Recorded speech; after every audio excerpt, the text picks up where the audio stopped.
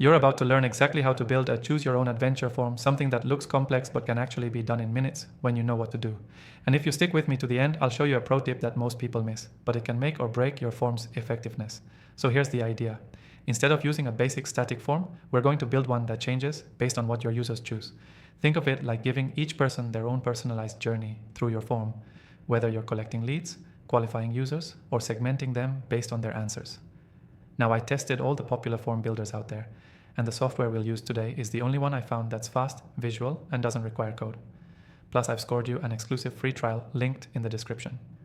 Only viewers of my channel get access to it, so if you want to follow along exactly, grab that link. Let's get into it. Step 1, create a new form. Name it something simple for now, like choose your own adventure test. You'll start with a welcome screen or your first question. This is your branching point, so phrase it like, what do you need help with? Or choose your goal. Then, give them 2 to 4 options. Now here's the magic. Each answer will lead to a different path. In this software, just add logic jumps or conditional paths. When someone clicks option A, they go to a specific follow-up question or section tailored to that path. Same for option B, and so on. Next, build out those follow-up sections for each choice. For example, if someone selects I want to save money, your next question might ask how much they want to save or how soon. If they choose I want to invest, their path would be different. Maybe asking about risk level or amount to invest. This is where you can guide people naturally to the right outcomes or offers without overwhelming them. And since the software lets you preview each path, you can test the entire flow in minutes. Make sure to add an ending screen for each path. This could be a thank you message, a redirect to a personalized offer, or even a calendar booking link. Customize these to match the journey your user just took. Quick tip, keep each path short. Ideally, 3 to 5 questions per journey.